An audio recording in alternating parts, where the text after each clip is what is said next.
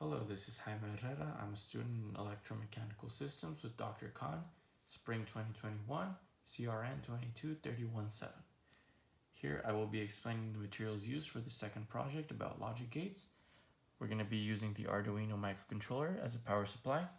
We're going to be using a breadboard on which to construct our circuit, a few components such as this 1 kilo ohm resistor. We're going to be utilizing 2 transistors. We're going to use 1 LED, and of course a few jumper wires, which will be these orange guys over here. We're going to use the whites as the switches in the gates, and the red and green ones will be used as our power supply and our ground. This is the AND logic gate that I will be demonstrating here. We're going to start with the Arduino microcontroller to power it, a green line connected to the ground, and a red line connected to the 5-volt pin. We have a simple bridge here connecting the current from one side of the breadboard to the other. We're going to have the 1 kilo ohm resistor in order to keep our light on the dimmer side and not too bright. A few jumper wires, one to connect the resistor to the first transistor.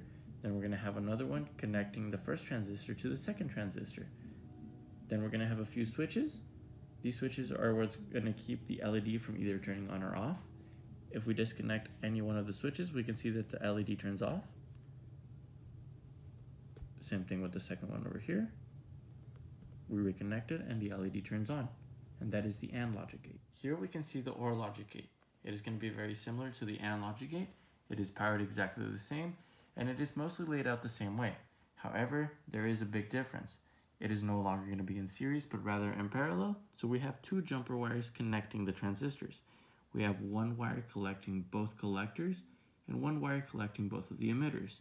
We're going to have 2 switches, but we can see that either OR is actually going to turn on the light. We don't need both of them this time. We can see if I connect the first one, the light turns on.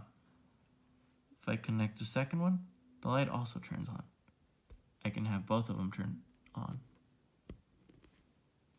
That is the OR logic gate. Here we can see the NOT gate or the inverter gate.